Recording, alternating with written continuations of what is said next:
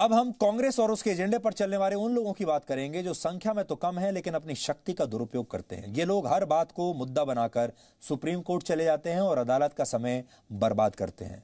PM cares fund के मामले में भी इन लोगों ने यही किया, लेकिन आज सुप्रीम कोर्ट में एक बार फिर से ऐसे लोगों का एजेंडा ध्वस्त हो गया है।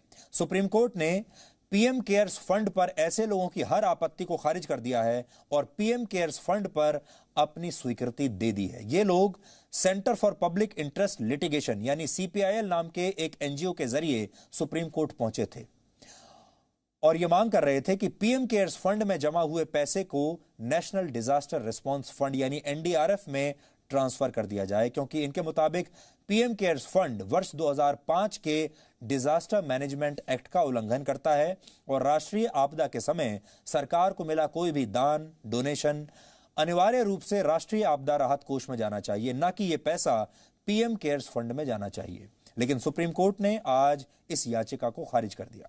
सुप्रीम कोर्ट में जस्टिस अशोक भूषण की बेंच ने अपने फैसले में यह कहा है कि ये दोनों फंड एक दूसरे से बिल्कुल अलग हैं।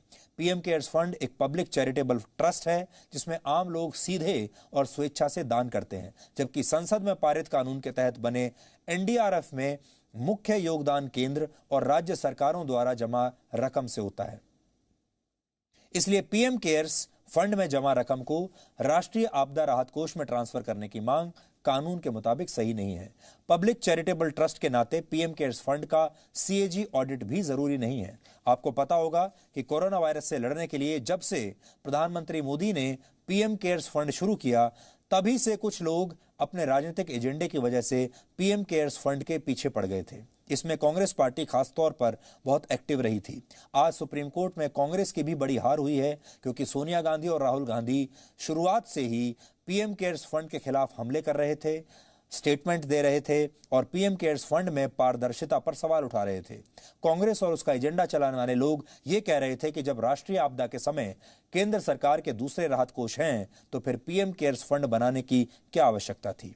यही लोग कह रहे थे कि पीएम केयर्स फंड में दान देने वाली कंपनियों को टैक्स से छूट दी गई है, जिससे इस फंड में करोड़ों रुपए जमा हुए, लेकिन इस रकम को किस तरह से खर्च किया जा रहा है इस पर कोई पारदर्शिता नहीं है। लेकिन पीएम केयर्स फंड पर उठे सभी सवाल सुप्रीम कोर्ट की सुनवाई में टिक नहीं पाए।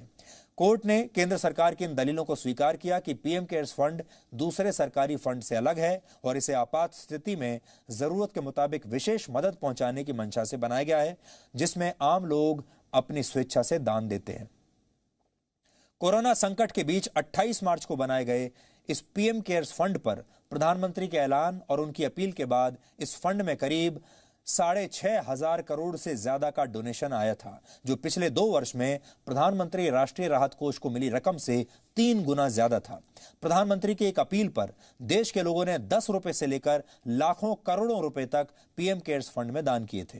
लेकिन यही बात उन लोगों को खटक गई जो हर बात को राजनीतिक एजेंडे से देखते हैं, जबकि प्रधानमंत्री कार्यालय द्वारा पीएम केयर्स फंड की डिटेल्स भी दी जा चुकी थी। इसमें कोरोना वायरस से लड़ने के लिए 3100 करोड़ रुपए दिए गए थे, जिसमें 2000 करोड़ रुपए वेंटिलेटर्स खरीदने के लिए, 1000 करोड़ रुपए प्रवासी मजदूरों की देखभाल के लिए और 100 करोड़ रुपए वैक्सीन रिसर्च में मदद करने के लिए दिए गए थे। पीएम केयर्स फंड पर इस बड़े फैसले के बाद कानून मंत्री रविशंकर प्रसाद ने आज क्या कहा, आपको देखना चाहिए। राहुल गांधी ने एक पहले दिन से देश की एकता को कमजोर करने की कोशिश की है कोरोना के खिलाफ लड़ाई में। याद करिए, प्रधानमंत्री जी ने कहा था कि देश के doctor, nurses, paramedic staff, ambulance driver, सफाई कर्मचारी, पुलिस, मीडिया, इनके पक्ष में ताली बजाया जाए। याद होगा आपको, हेलीकॉप्टर से फूल बरसाए गए नर्सेज पर, डॉक्टर्स पर। राहुल गांधी ने मजाक बनाया उसका कि ताली बजाने से क्या होगा। जब लॉकडाउन आया तो राहुल गांधी ने क्या कहा, लॉकडाउन से क्या होगा।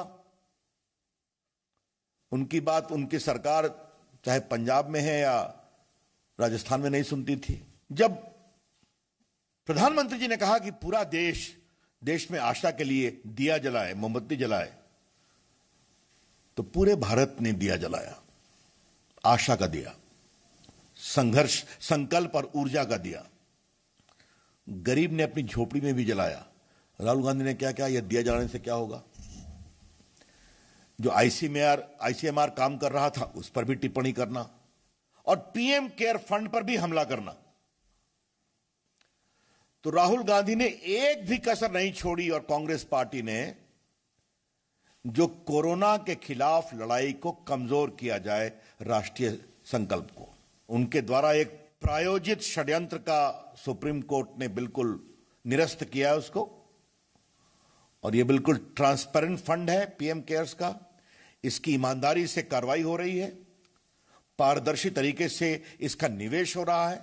2000 करोड़, लगभग 50,000 करोड़ वेंटिलेटर खरीदने के लिए, 1000 करोड़ मजदूरों के लिए, उनके पुनर्वास के लिए, और 100 करोड़ वैक्सीन की खोज में मदद करने के लिए।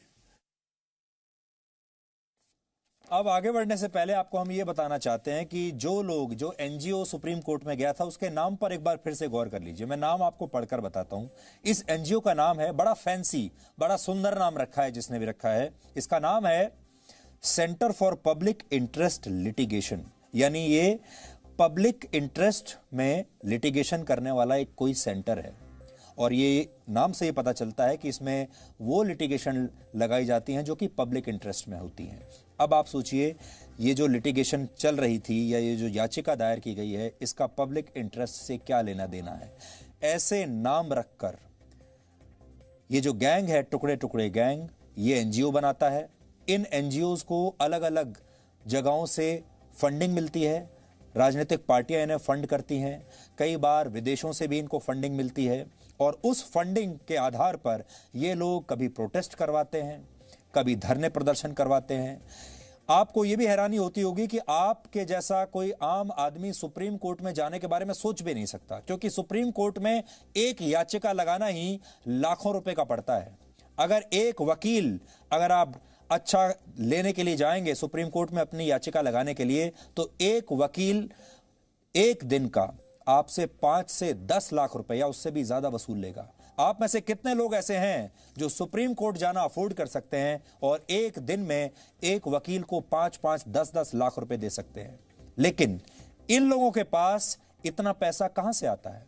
कौन देता है इतना पैसा? यह आज सोचने की बात है। और इस तरह के नाम, centre for public interest litigation, आपको भ्रमित करने के लिए रखे जाते हैं। ये पब्लिक इंटरेस्ट नहीं, ये पॉलिटिकल इंटरेस्ट के लिए बनाए जाते हैं।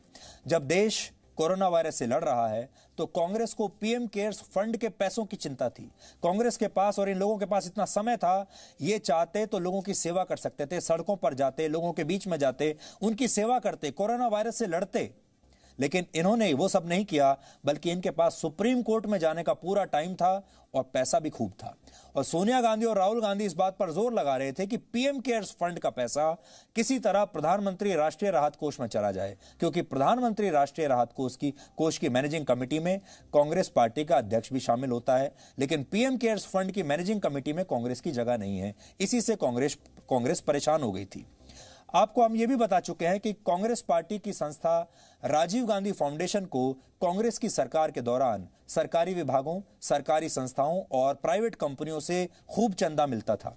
2005 से 2008 तक कई बार प्रधानमंत्री राष्ट्रीय राहत कोष से भी राजीव गांधी फाउंडेशन को चंदा मिला था। इसलिए कांग्रेस का ध्यान हमेशा ऐसे चंदे पर ही रहता है। और इसी वजह से राजनीतिक तौर पर कांग्रेस ने पीएम केयर्स फंड के खिलाफ एक एजेंडा चलाया और अपने उस सिंडिकेट के जरिए सुप्रीम कोर्ट तक इस मामले को लेकर गए, जो हर मामले में एक्टिव हो जाते हैं।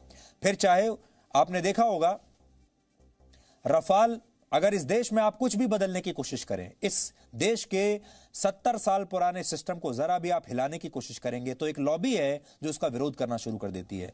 आप नए हथियार नहीं खरीद सकते, आप नए फाइटर जेट्स नहीं खरीद सकते। रफाल खरीदने की कोशिश की, सुप्रीम कोर्ट चले गए। आप राम मंदिर नहीं बना सकते, राम मंदिर को चुनौती देने के लिए सुप्रीम कोर्ट चले गए। पीएम केयर्स फंड नहीं बना सकते, उसे चुनौती देने के लिए सुप्रीम कोर्ट में चले गए। ये वो लोग हैं जो देश में किसी भी तरह का सिस्टम में बदलाव को होते हुए देखना नहीं चाहते और इसके लिए सुप्रीम कोर्ट का पूरा दुरुपयोग करते हैं। 18 वर्ष बाद भारत को नई तकनीक वाले नए लड़ाकू विमान मिलते हैं तो इन लोगों को अच्छा नहीं लगता। दशकों बाद अयोध्या का मुद्दा शांतिपूर्ण तरीके से सुलझ जाता है और 500 वर्ष लंबे इंतजार के बाद राम मंदिर का निर्माण होता है तो यह भी इन्हें अच्छा नहीं लगता, क्योंकि ये हमेशा ऐसे मुद्दों को लटका कर रखना चाहते हैं। इसी तरह की सोच वाले लोग सुप्रीम कोर्ट का दुरुपयोग करते हैं। निर्भया के दोषियों को फांसी ना दे दी जाए, इसे लेकर सुप्रीम कोर्ट जाते हैं। इसी तरह से आतंकवादी याकूब मेमन की फांसी को रुकवाने के लिए सुप्रीम कोर्ट जाते हैं। विकास दुबे जैसे खतरनाक अपराधियों के एनकाउंटर को लेकर सुप्रीम कोर्ट जाते हैं। हैदराबाद में बलात्कार के आरोपियों के एनकाउंटर के खिलाफ सुप्रीम कोर्ट जाते हैं। कोई पार्टी अगर चुनाव जीत जाए तो फिर इलेक्ट्रॉनिक वोटिंग मशीन के खिलाफ अभियान चलाते हैं, इसे लेकर भी सुप्रीम कोर्ट चले जाते हैं। यह लॉबी हर बार सुप्रीम कोर्ट में जाती है और हारती है, लेकिन अपने राजनीतिक एजेंडे में सुप्रीम कोर्ट का कीमती समय बर्बाद कर देती है, और यह सब करती है पब्लिक इंटरेस्ट के नाम पर।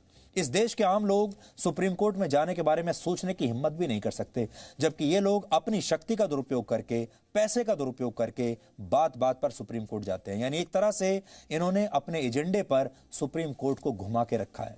ये बात आप इसी से समझ सकते हैं कि centre for public interest litigation के नाम से जिस एनजीओ ने ये याचिका सुप्रीम कोर्ट में लगाई थी, उसके सदस्य कौन है आप हैरान रह जाएंगे। इस याचिका में भी वरिष्ठ वकील प्रशांत भूषण का ही नाम है।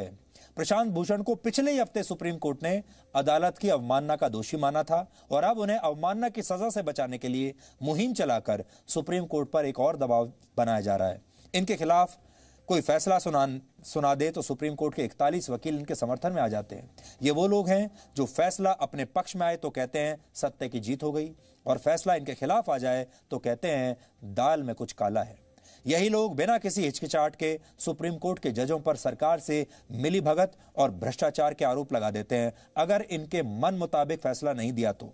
आपको याद होगा जब पूर्व चीफ जस्टिस रंजन गोगोई अपने कार्यकाल में 3 और जजों के साथ मिलकर तब के चीफ जस्टिस दीपक मिश्रा के खिलाफ प्रेस कॉन्फ्रेंस कर रहे थे, तब रंजन गोगोई को यही लोग बड़ा पसंद कर रहे थे, तालियां बजा रहे थे जस्टिस रंजन गोगोई के लिए, और उन्हें तब इन्होंने हीरो बना दिया था। लेकिन जैसे ही रंजन गोगोई चीफ जस्टिस बनते हैं, और चीफ जस्टिस बनते हुए उन्होंने रफाल पर अपना फैसला सुनाया, राम मंदिर के मामले को निपटा दिया, तो इन लोगों के लिए वो अचानक से बुरे हो गए। इन्होंने उन्हीं जस्टिस रंजन गोगोई की बुराई करनी शुरू कर दी, उनके खिलाफ पूरा मोर्चा खोल दिया, उनके ऊपर झूठे आरोप लगाने शुरू कर दिए। Presenting B News app available on Google Play and App Store. Download it now.